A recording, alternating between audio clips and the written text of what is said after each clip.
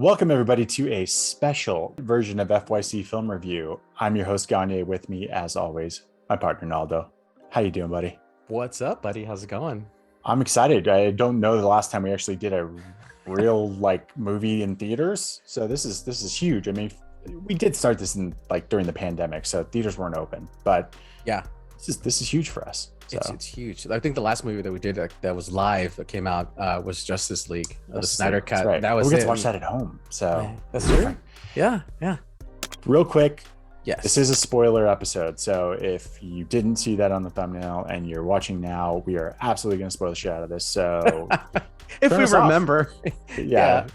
If we remember the stuff. All right. Spoilers aplenty. Let's get into it. I'm going to ask a question to start this off. What were your expectations going into this? I expected good cameos in this. Okay. I expected to be blown away with short minute cameos as they travel through the multiverse. Mm-hmm. So that's what my expectation was. Now, when I saw the runtime of this movie, which was only 2 hours, I was kind of like, okay, I love a 2-hour movie. Don't get me wrong. I don't need my movies to be 3 hours, but I was kind of worried a little bit just because, okay, 2 hours, what could you do with 2 hours?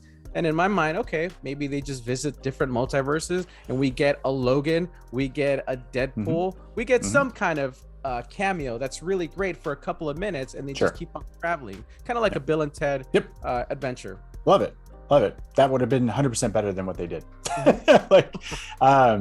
Okay, so my expectations going in, I was a little tepid already. I am not a huge Sam Raimi fan. I don't love his style. His Spider-Man movies were okay. I think 2 was really good. 3 was awful, and 1 was okay. Okay. I'm not an Evil Dead guy. They're okay. It's fine, but I don't like his style. So I was already interesting. They're letting him into the MCU. Yeah. Okay, well maybe he can have some fun with it because the whole idea is multiverse of madness. Yep. There's going to be weird stuff happening. Love the cameo idea. Kind of thought they were going to go in that same direction. Okay, multiverse, of madness. They're going to be bouncing through, a bunch of multiverse, and you're going to see all these people maybe coming back or new characters that I was let down. I definitely was let down. I think that something felt off about this movie. The way it was shot just doesn't seem to fit into, I think, how most of the other Marvel movies are shot and the tone. And so it felt off to me. Okay. The entire movie. Could it be that this is the first Marvel movie that it seemed to be the goriest? It was the goriest, and it had a horror. It had a horror feel to it. So it felt different to me in that way. I didn't mind it. I didn't mind that aspect of kind of it being a horror type of movie. I thought the direction was great. I was just let down. I had more of an issue with the story, honestly, the storyline with this new introduction of America Chavez, who is the only person in the entire multiverse, all the multiverses that can jump multiverses. I think her story felt very forced. I think that her power being something she can't control to something Doctor Strange goes, just believe in yourself, and then she can control it. It just was too easy and too forced that she shouldn't even been a big part of this story, really. It didn't fit with what was going on. The story is Wanda turning bad, becoming the Scarlet Witch, and Doctor Strange battling her, not this kid. I don't know that it was really necessary other than a plot point to have somebody to be able to jump through multiverses. Yeah, full disclosure, I don't know anything about the comics, right? So I don't even know who America Chavez is or anything like that. So I follow the movies and I watched some of the TV shows. So for me, her character just seemed, there was nothing to her. Right. She had, like you said, she had this special, amazing power, but there was no character development there. So you could never really attach yourself to her. Yeah. She's kind of like the MacGuffin in certain movies, but there was nothing to her. And so that I get it. I totally get it. The other part that I liked and didn't like, I liked it and I hated it at the same time, was that they incorporated WandaVision in this movie. And I did watch WandaVision, surprisingly, because my daughter said, hey, you need to watch it. I'm like, okay, I'll watch it. And I really liked it. But what about other people who haven't watched WandaVision? I don't want Marvel to start saying, you need to watch this show in order to get this movie. I don't think that's fair, because Marvel puts out so many shows. It doesn't seem fair to people who don't watch the TV shows. If you had no idea what WandaVision is and you go into this, you're thinking, wait, what's going on with their kids? What's Westview? You know what I mean? Yeah, I think that this one, more than a lot recently, relies heavily on knowing so much about the Marvel, including the America Chavez character. Like, it's a newer character, not very familiar by a lot of people. You really have to know what has transpired in all of these, because there's so many different characters and conflicting things happening. And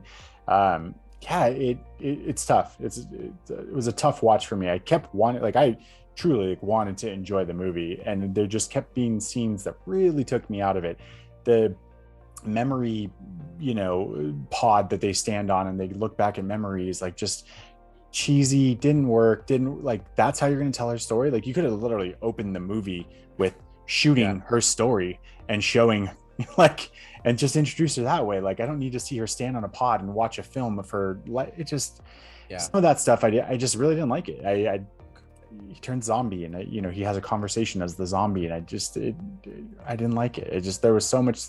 There was a lot of good too. I won't say that it was all bad. I think there's a lot of good moments. Give me one that you really loved that stood out. Wanda. I loved Wanda. I thought Wanda just did it for me in this movie. Okay. I love that she was the villain, but her other selves weren't villains that she created. I really, really enjoyed Wanda in this. That was like one of my big takeaways from this movie. I really liked her character.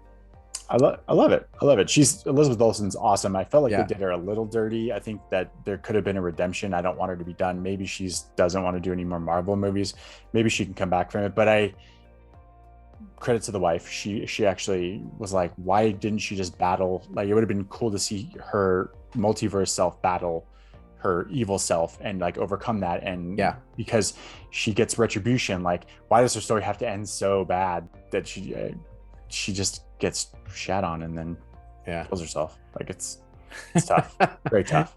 Yeah, but I like Wanda, so kudos to Wanda in this, and I'm glad I watched WandaVision. I don't think I would have understood it if I didn't have WandaVision. That's one of my biggest gripes right there. Yeah, I'd like to know if some people who haven't seen it, if they tripped over that, like, if they were like, what's going on in that situation. Yeah. Spoilers. Or not spoilers, but let's get into the nitty gritty of the cameos. Yes. Oh my gosh. Okay, I don't know who the Illuminati are. I don't know anything about these people, but if I'm going into a movie and you're telling me it's a multiverse, and after seeing No Way Home, I get Tobey Maguire and Andrew Garfield, right? And I go into this movie and you give me Agent Carter and you give me a watered down Captain Marvel and you give me Jim Halpert as what's his name? Mr. Fantastic. Mr. Fantastic and Professor X. Yeah. I'm just like, what? Okay. I don't need Agent Carter in my life. I don't need another Captain Marvel. I do like Jim Halpert in this as Mr. Fantastic, but Professor X being in it just didn't make any sense to me. And then they were killed off in an instant. Yeah. It was a lot of fan service. No. There's a lot of fan service. People wanted to see John Krasinski as Mr. Fantastic or Mr. Incredible. Wait, Mr. Fantastic. No, Mr. Fantastic. Yeah. That's Craig T. Nelson, by the way. With good call. Without any like backstory, you just don't have any care for the characters, and so I guess that's why it's very easy to kill them off. The issue I had, like, I would have been fine with Captain Carter if you didn't just show us that in a what if TV series. So we knew this was coming. The Jim thing, like, it's been all over the internet and people have been wanting it for so long. Professor X has been used so many times in so many movies. They brought him back in a great way in the X-Men movies, and now, like, you're like, well, let's force him in one more time, and but we're gonna put him in his yellow chair from the 90s cartoon. So we did it, and then we're just gonna blow his head up. Did you hear the theme song? Danny Elfman was the composer of this movie. Yes. Did you hear the 90s X-Men theme song? That was kind of cool. I was like, okay, all right. And it's a lot of fan service, but it's all one moment, and because it's all one scene, it feels very cheap. And I don't even know who Mr. Volt is. Bolt or the guy with the fork? Yeah, they did a TV series called The Immortals, and it bombed. And he's from that, and he never got to wear the costume. Yeah. And so they gave him the costume, and his power is basically he can't speak because his voice is so powerful it kills people. So yeah, I mean that's what I took from it. But I don't, and when Agent Carter said the lines, "I can do this all day," it just made me so mad. Sorry. Yeah, nothing against the actor. It's just the way they used that character. And Captain Marvel. I mean, I don't know, man. Yeah, it felt cheap. It just that's all I can say is like it didn't feel like it was really earned. Like I would have again loved to see them jump through and work with these characters. Yeah. And somehow, even just give them a scene like with Doctor Strange and America even, and like and have them help along the way. But without, and I'm not familiar with the Illuminati. I read up in the sense that like it's a bunch of these different comic characters all on one, whatever. But it felt cheap. It felt very cheap, and I didn't care for it. Yeah, and I was expecting Loki. I for sure thought Loki was going to be in this, just because he's a the variant. Yeah, and he's traveling, and so I just expected Loki and I just some crossover. And a lot of these side characters were just annoying. I mean, the only one kind of fun character was Wong. I still love it. Wong's fantastic. Wong is underutilized. Yeah, give me Wong any day. He's the best. Wong is the Sorcerer Supreme. I want to see him kick some ass. Like, I know. Yeah, absolutely. Yeah. That you're missing the boat there. Like he's supposed to be more powerful than Strange, or as powerful as Strange, whatever. But give Wong the power to Multiverse. Yeah. Let's go on with him on that journey. So Multiverse of Madness 0.5. Whatever. Yeah, let's rate it. I don't want to berate it much longer. I was pretty, I don't know. It's not one I'm going to rush out to watch anytime soon again. Okay. All right. So what are you going with? Wong's? Let's go with Wong's. That was Wong's. He's the most he's the most enjoyable part of the movie. Okay. 1 to 5. 1 Wong being just bad, and 5 Wongs being supreme. Supreme. Supreme. You go first, my friend. Oh, I'm struggling with this one. I feel like giving it a 3 is almost too high. I'm gonna go with 2.5.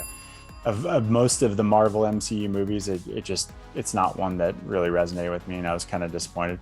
Okay. 2.5. All right. 2.5 Wongs. Okay. All right. I'm actually going to go with 3 Wongs on this. I really, really like the CGI in this. I thought the movie looked it was eye candy. I mean, you couldn't stop looking at it. There's just different colors, and the CGI looked really good. At least I thought. It fails in cameos. It fails. It doesn't deliver. It's almost like, what's the point in saying multiverse? Again, I think I said this already. You got multiverse and No Way Home. And you just, you get these moments that are just amazing. And then you give me Multiverse with Doctor Strange, and you give me Agent Carter and the fork guy. And America Chavez, they did a disservice to her. Like, if you're going to bring her into Marvel. Yeah. So I'm going to go with a 3. I think people should watch it. I think it could be a fun movie if you want it to be. But if you really want to understand it, you need to watch WandaVision. And that, I don't think it's cool that Marvel's doing that. You need to watch WandaVision or one of their TV shows on Disney Plus in order to get this movie. So I don't think that's fair. I don't think that's right. So it's a good point. It's a very, very good point, man. 3, higher than I was expecting. It's very rare that I think that a superhero movie I rate lower than you do, but I like Wanda. Wanda did it for me in this. Yeah. Hopefully she comes back and they give her a better ending. Yeah. So Wanda. Okay, cool. We love you, Wanda. Wanda. Cool. All right, that wraps it up. We are getting out of the multiverse and probably going to jump back into some 80s or 90s. I love it. Let's do that. Let's do it. Coming up here real soon. We appreciate you guys tuning in. Make sure you let us know what you thought of Doctor Strange. And we'll see you next time.